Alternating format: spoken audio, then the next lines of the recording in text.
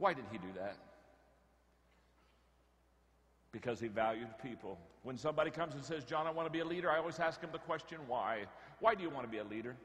I mean, do you want to be a leader because you want a corner office? Do you want to be a leader because you like to be in control? Do you want to be a leader because you love to be in the front of the pack? Do you want to be a leader because you want to have a good parking place? Why do you want to be a leader? Because leadership isn't easy. Leadership a lot of times isn't fun.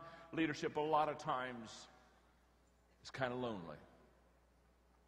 There's only one reason to be a leader, and that is to add value to people.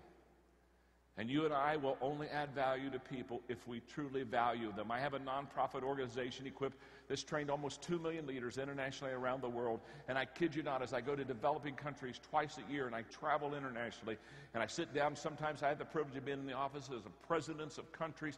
And as I watch these developing countries, the thing that is the cardinal sin among leadership so much is that they have leaders of their countries that truly don't value the people. And if you and I don't value people, we will devalue people.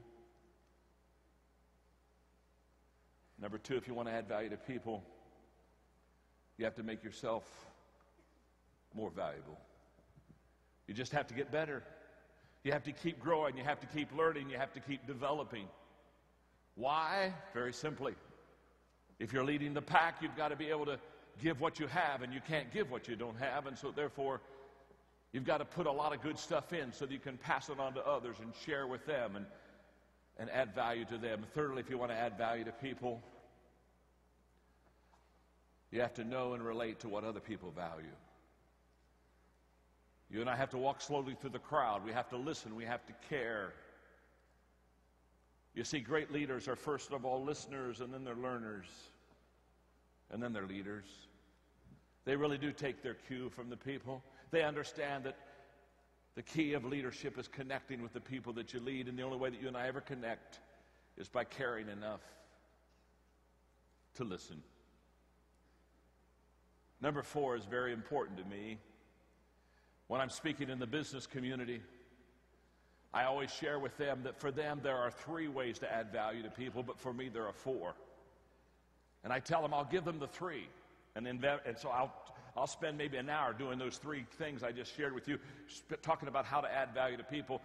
And inevitably, when I'm done with the 3, somebody raise their hand and say, John, you said that for you there was 4, but you said there's only 3 for us. I said, yes, it's nothing personal, but this is about my faith, and so I don't really need to share this with you. It's because I'm trying to help you, and I don't want to cross boundaries with you. And inevitably they'll say, but John, tell us what yours is. And I'll say, well, okay, you can hear mine, but don't write it down.